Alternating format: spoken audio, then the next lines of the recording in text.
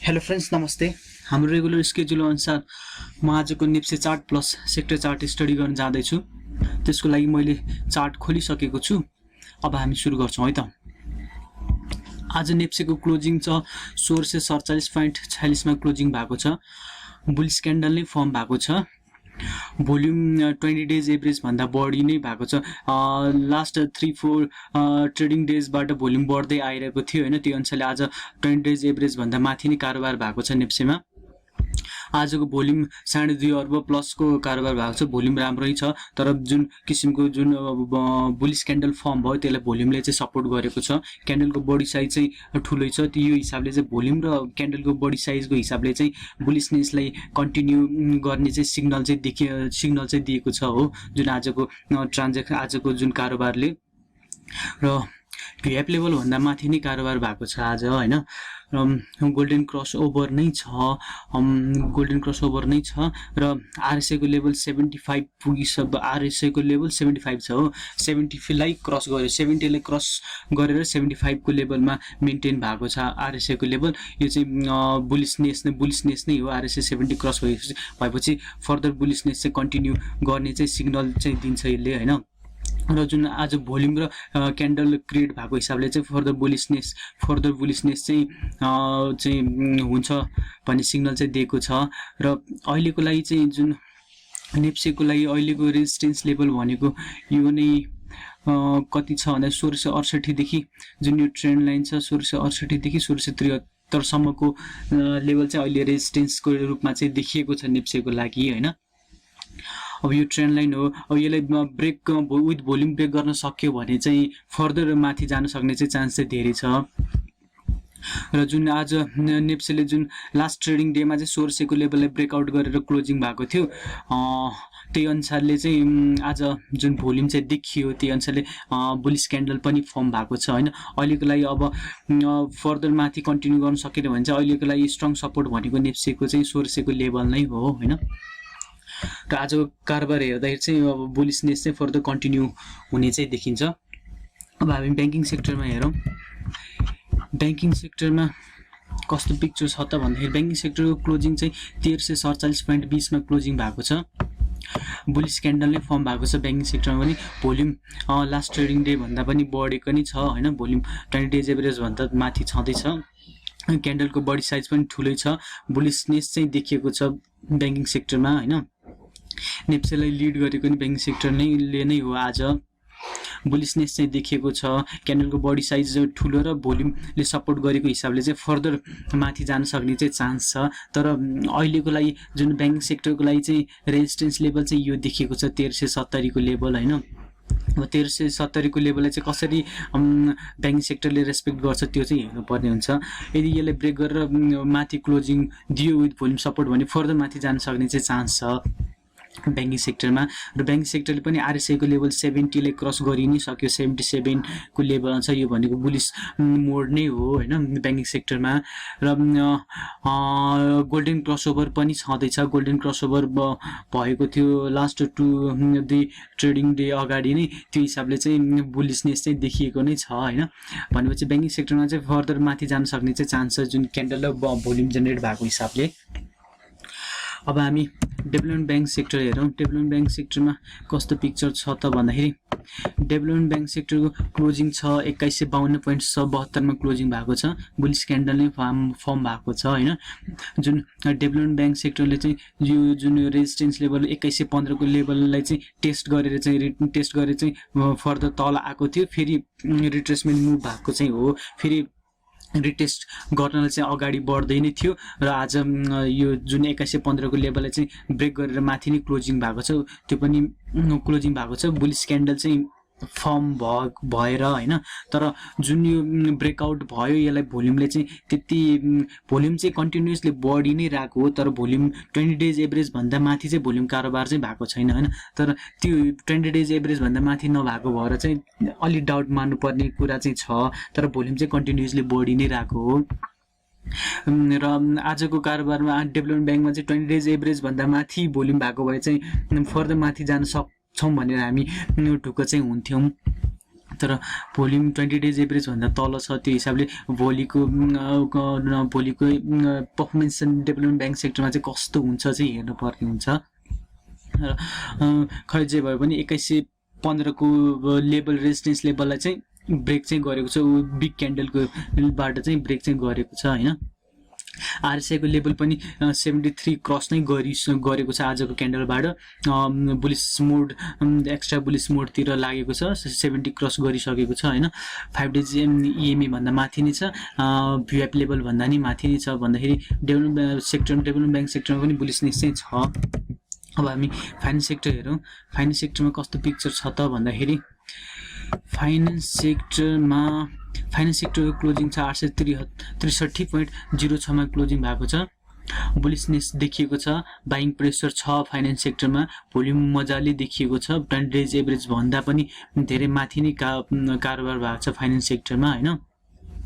क्यान्डलको body size त्यति ठुलो नभए पनि बुलिस क्यान्डल नै फर्म भएको छ।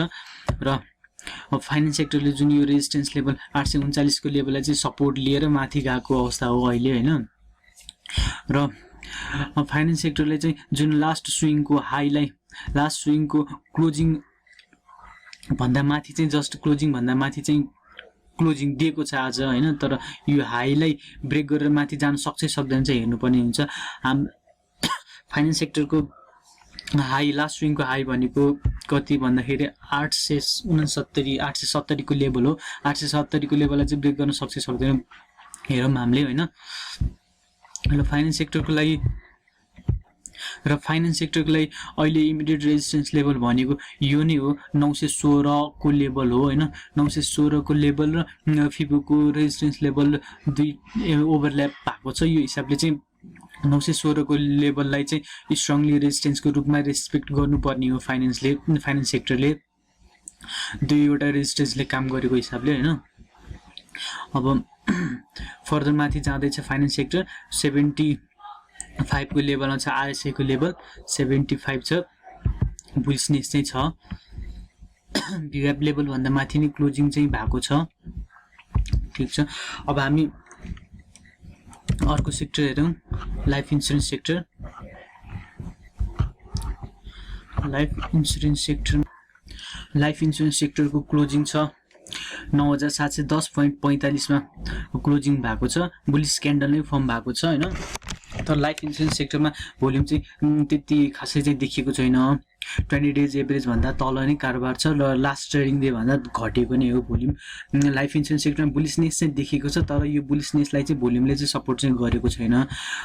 गोल्डन क्रसओभर पनि देखिएको छ लाइफ इन्सुरेन्स सेक्टरमा, र जुन यो ट्रेन्ड लाइनलाई ब्रेक गरेर माथि क्लोजिङ चाहिँ भएको हो हैन।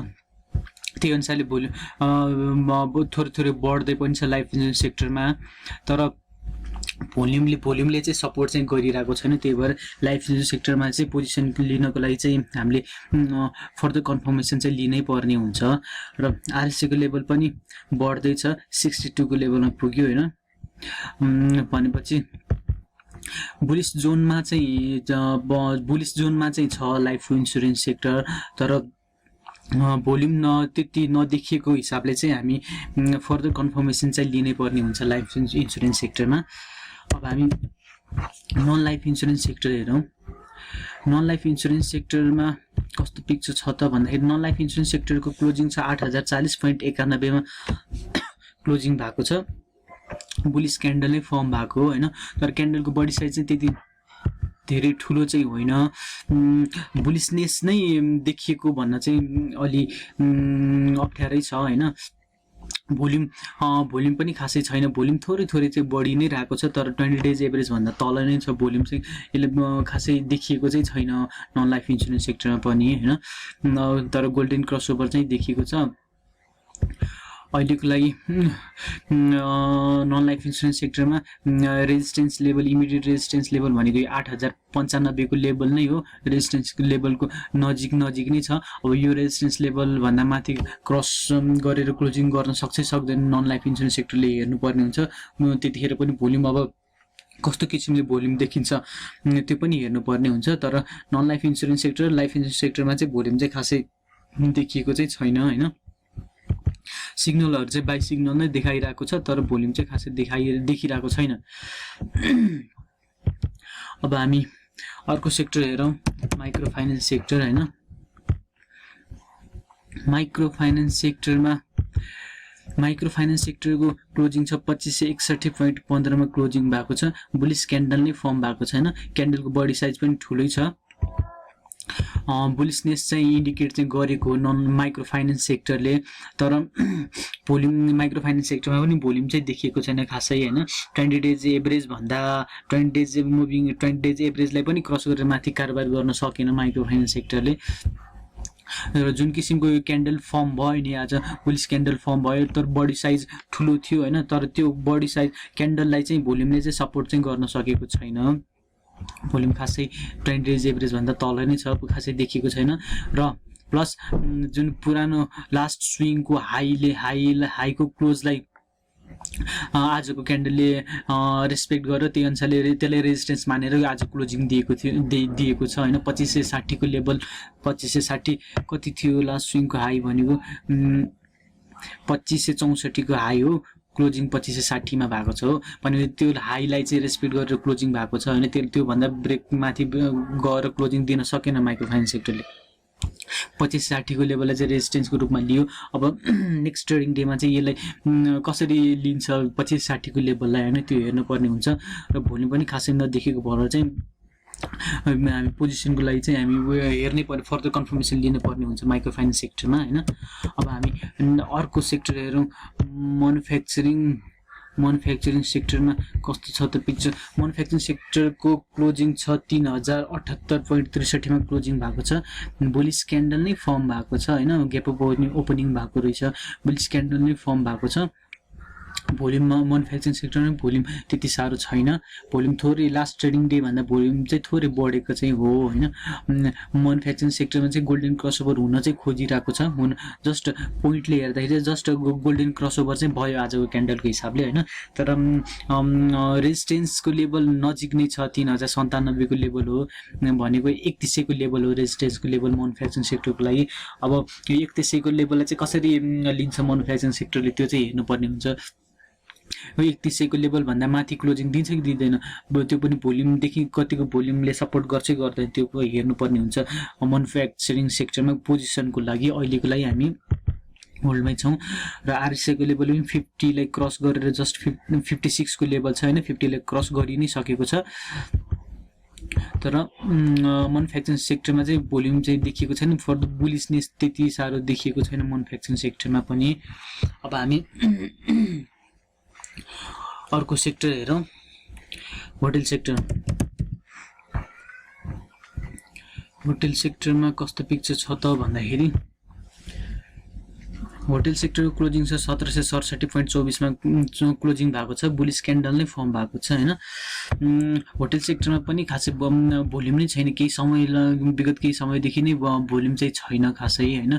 क्यान्डल चाहिँ बुलिस क्यान्डल फर्म भएको छ। यो सपोर्ट लेभल थियो 1730 को लेभल। 1731 को लेभललाई चाहिँ सपोर्ट लिएर रियाक्ट गरेको छ। होटल सेक्टर केही समयदेखि एउटा रेन्जमा मुभ नै भइरहेको छ। 1730 देखि 1800 को लेभलमा चाहिँ मुभ भइरहेको छ।